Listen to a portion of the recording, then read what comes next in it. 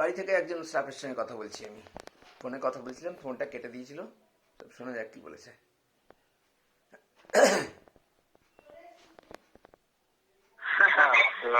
দেখ ও তো আবার অন্যরকম না।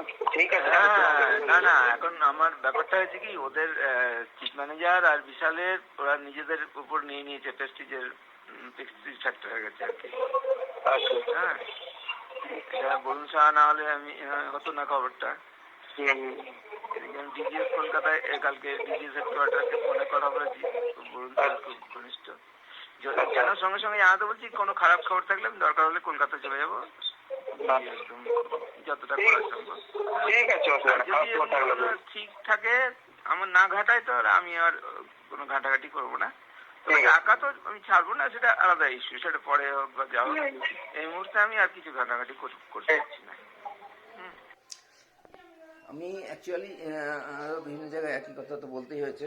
31শে ডিসেম্বর বিকাল 5টা, 2018 31শে ডিসেম্বর বিকাল 5টা অবধি টাইম ছিল এটা উইথড্র করার, এবং আমি তখন শেষ সময় অবধি আমি আশা করেছিলাম যে কোনো একটা ঘটনা ঘটে আমাকে এটা উইথড্র করাবে এবং এটা সলিউশন হবে, কিন্তু কিছু হলো না।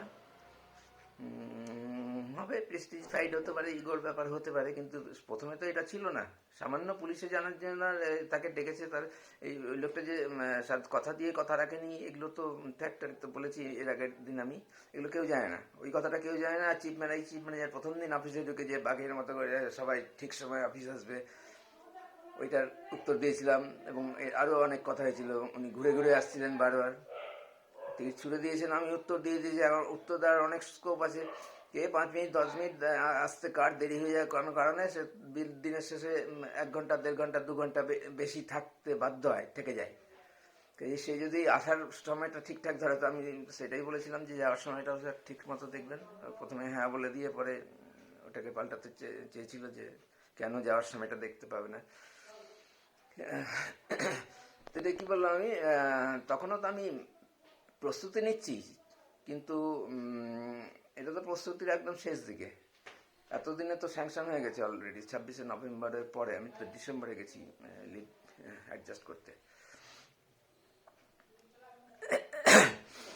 আমি কি বললাম যে এখনো যদি আমাকে না ঘাটায়, মানে আমি তখনও থাকবো, এটা প্রস্তুতিও চালাচ্ছি, কারণ না হলে তো 3 মাসের লক ইন পিরিয়ড আছে, 3 মাসের নোটিস পিরিয়ড আছে আর কি। সেটা তো আমি আটকা পড়ে যাবো, এবং তো আমার উইদাউট পে হয়ে যাবো ছুটি শেষ হয়ে গেলে। একটা ধরনের ছুটি শেষ হয়ে গেলে বিভিন্ন ধরনের ছুটি একসঙ্গে ট্যাগ করা যায় না, তাহলে জয়েন করে তারপরে নিতে হবে। জয়েন তো আমি করবোই না। তো আমি বললাম যে আমাকে যদি আর না ঘাটায়, আমি তো সব রকমভাবেই চেষ্টা করলাম। সেদিন দিনের শেষে বললাম যে ঠিক আছে, আমি আর প্রসিড করবো না, ভুল স্বীকার করে নেবো, এই দুটোই।